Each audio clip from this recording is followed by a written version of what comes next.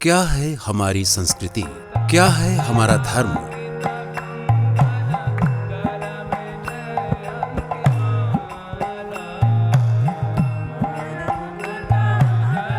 आइए समझते हैं धर्म एवं संस्कृति की परिभाषा पूज्य श्री देवकीनंदन ठाकुर जी के श्रीमुख से। हम लोग सब अपने आप को हिंदू कहते हैं। कौन कौन हिंदू कहता है? अपने आप को हिंदू जो जो कहते हैं हाथ उठाइए।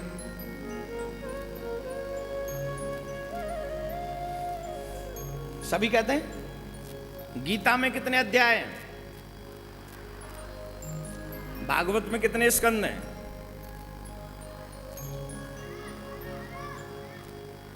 रामायण में कितने कांड हैं? हनुमान चालीसा में कितनी चौपाई हैं? फिर क्या कहेंगे ये? हम हिंदू हैं। ये मुंह फाड़ने वाली बात नहीं है, ये शर्म की बात है। और ये हर उस शख्स के लिए शर्म की बात है जिसने हिंदू मां का दूध पिया है, जिसने भारत माता का अन्न खाया है, नमक खाया है, उसके लिए शर्म की बात है। तुम कहते हो मेरे बच्चे मेरी बात नहीं मानते, सच्चाई यह है कि तुमने भी तो धर्म की बात नहीं मानी, तो कपूत का बेटा कपूत ही होगा। कपूत का बेटा कपूत ही होगा ना। मैं बात हिंदू धर्म की नहीं, मैं भारतवर्ष के धर्म की बात कर रहा हूं, सनातन धर्म की। आप याद करिए, जब से एजुकेशन आज से 25 साल पहले कम थी, लेकिन सबको पता होता था हमारा धर्म क्या कहता है। आज के कॉलेज और स्कूल जाने वाले बच्चों से आप पूछ लो कि हनुमान चालीसा किस बुक का नाम है, तो वो कहेंगे I don't know. Hanuman Chalisa में 2 है कितने? बोले आई डोंट नो। गीता में अध्याय कितने? बोले आई डोंट नो। भागवत में स्कंद कितने, अध्याय कितने? बोले आई डोंट नो। रामायण में कितने कांड है? I don't know. और फिर भी हम कहते हैं भगवान हमें देता नहीं है। तूने क्या दिया है?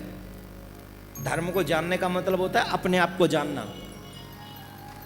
जब व्यक्ति धर्म को जानता है तब वो अपने आप को जानता है, और जब वो अपने आप को जान लेता है तो भगवत कृपा को जान लेता है, और जब भगवत कृपा को जान लेता है तो फिर उसके लिए जानने के लिए कुछ शेष नहीं रहता, फिर वो भगवान के स्वरूप को ही प्राप्त हो जाता है। इसलिए आध्यात्मिक पढ़ना, बुक्स जो है वो पढ़ना जरूरी है। आजकल घर के सब लोग साथ बैठ के सीरियल्स देखते हैं। क्या देखते हैं? क्या देखते हैं? और पहले साथ में बैठ के रामायण देखते थे टीवी पे ही। जब रामायण आती थी तो क्या होता था? बोलो। जब रामायण आती थी तो क्या होता था? सब लोग बैठ के देखते थे। क्या है? बोले रामायण देखनी है। और आजकल क्या देखते हैं? कई माताएं मेरे को बताती हैं बड़े प्यार से, बोले महाराज जब आपकी कथा आती है हम सुनते हैं टीवी पे, हमारे बच्चे आते हैं वो टीवी बंद कर देते हैं, कहते हैं क्या तुम 24 घंटे एक ही चीज लगा के रहती हो। अब उसमें 2 चीजें, एक तो माँ की मजबूरी, बच्चों के आगे उसकी चलती नहीं तो उसे कथा छोड़नी पड़ती है। दूसरी बात, उस बच्चे का निकम्मापन, उस बच्चे का पापी होना, उस बच्चे का भगवान की कथा से दूर होना, उस बच्चे को धर्म की जानकारी न होना। मेरे भाई बहन, हम नैमिष में बैठे हैं, नैमिषारण्य में, जहां से कथा का सूत्रपात हुआ है। इस भारत में सनातन धर्म की जितनी भी कथाएं हैं उनका सूत्रपात इसी नैमिष से होता है। यहां पर नैमिषारण्य में शौनकादिक ऋषियों की चर्चा होती है। शौनकादिक ऋषि कहां से आए थे? प्रयागराज से। प्रयागराज से चल के आए नैमिष में। बोले हमें कैसे पता चले? उन्होंने भगवान से कहा यहां तो बड़े महात्मा लोग रहते हैं, महाराज हमें एकांत चाहिए, हमें एकांत चाहिए जहां हम आपका भजन मन लगाकर कर सकें।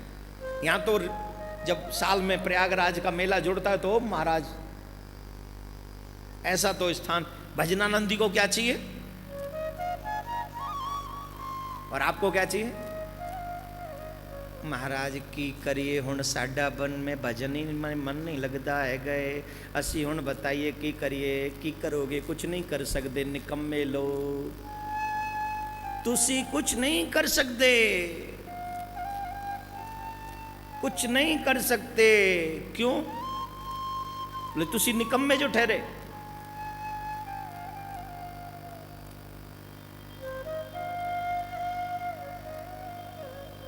भजन में मन तब लगेगा जब एकाकी हो जाओगे उठोगे 10 बजे माला लोगे बच्चे नाश्ता मांगेंगे फिर मन कहां से लगेगा